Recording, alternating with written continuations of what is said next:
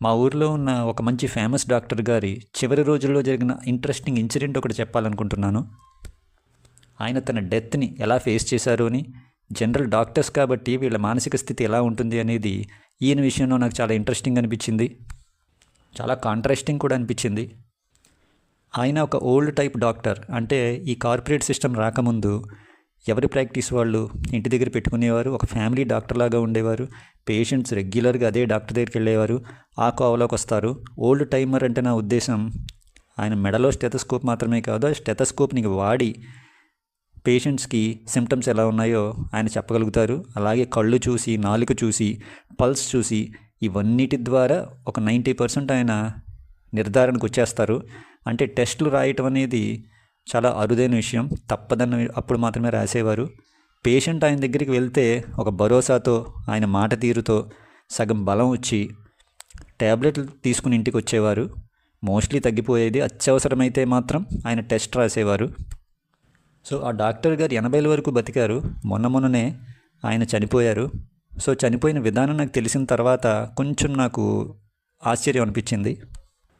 ఆయన రిటైర్ అయిన తర్వాత డాక్టర్ వృత్తి వదలలేదు. అలా కంటిన్యూ చేస్తూనే తన ఇంటి దగ్గర పెట్టుకున్నారు.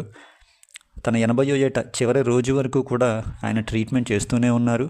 పొద్దునే చక్కగా ఇన్షర్ట్ చేసుకుని నెమ్మదిగా నడుచుకుంటూ తన హాస్పిటల్లోకి వస్తారు. వెనకే ఇల్లు ఉంది. పేషెంట్స్, అవుట్ పేషెంట్స్ వెయిట్ చేస్తూ ఉంటారు. చక్కగా సాధ్యమైనంత మందిని 1 గంట 2 వరకు చూస్తారు. మళ్ళీ ఈవినింగ్ వస్తారు. అలాగే ఆఖరి దినం వరకు జరిగింది. కానీ ఫైనల్ డే ఏం జరిగిందంటే ఆయనకి సిమ్టమ్స్ స్టార్ట్ అయ్యాయి. నొప్పి స్టార్ట్ అయింది గుండెల్లో. ఆయన అందరూ కంగారు పడ్డారు. తన భార్య, పిల్లలు, మొత్తం అక్కడ ఉన్న వాళ్ళందరూ. ఆయన అప్పుడు చెప్పిన విషయం ఏంటంటే మనం ఊహించిన దానికి విరుద్ధం.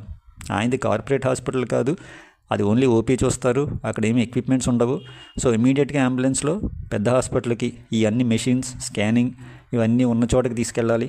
కానీ ఆయన ఏం చెప్పారంటే ఆయన నొప్పితో బాధపడుతూనే నాకు నొప్పి స్టార్ట్ అయింది, కానీ మీరు కంగారు పడి నన్ను ఎక్కడికి తీసుకెళ్ళొద్దు, ఏ హాస్పిటల్కి తీసుకెళ్ళొద్దు, నేను ఇలాగే ఉంటాను, నన్ను ఏ హాస్పిటల్కి తీసుకెళ్ళినా ఉపయోగం ఉండదు, ఒకవేళ నేను స్పృహ కోల్పోతే నన్ను హాస్పిటల్కి తీసుకెళ్ళి పడేయకండి, నన్ను ఇలాగే ఉండనివ్వండి అని చెప్పి ఆయన అలాగే ఉండి అలాగే చనిపోయారు.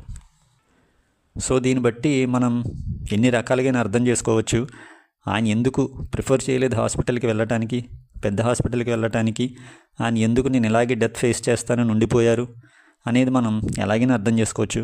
With all due respect to the advanced medical facilities, వాటి వల్ల చాలామంది సర్వైవ్ అవుతున్నారు. అది పక్కన పెడితే కొంతమంది ఎందుకో పేషెంట్స్ ఈ పెద్ద పెద్ద హాస్పిటల్స్కి వెళ్తారు కానీ, రిఫర్ చేస్తారు కానీ, కొంతమంది డాక్టర్స్ వాళ్ళకి లోపల తెలిసేమో హాస్పిటల్స్కి వెళ్లకుండా ఉంటేనే బెటర్ అని ఆయన ఉద్దేశమేమో. తానే స్వయంగా డాక్టర్ ఉండి తన ట్రీట్మెంట్ కోసం ఎక్కడికి పరుగులు ఎత్తకుండా అలా ఉండిపోయారంటే దాన్ని మనం ఎలా తీసుకోవాలి? దీని మీద నేను ఏ కన్క్లూజన్ ఇవ్వటం లేదు. సో ఎవరికి వాళ్ళు ఆలోచించుకోవచ్చు. ఇది ఒక ఖచ్చితంగా ఇంట్రెస్టింగ్ పాయింట్. ఒక డాక్టర్ కాబట్టి, ఒక డాక్టర్ చివరిలో హాస్పిటల్కి వెళ్ళడాన్ని ప్రిఫర్ చేయలేదన్నదే నేను హైలైట్ చేయాలనుకున్న పాయింట్. దీన్ని ఎవరు ఎలాగైనా తీసుకోవచ్చు. నేను ఏ కన్క్లూజన్ ఇవ్వటం లేదు. సో ఇటువంటి ఇంట్రెస్టింగ్, హార్ట్ టచింగ్, మంచి విషయాల కోసం, అటువంటి కంటెంట్ కోసం నా ఛానల్ ఫాలో అవ్వండి. Thank you.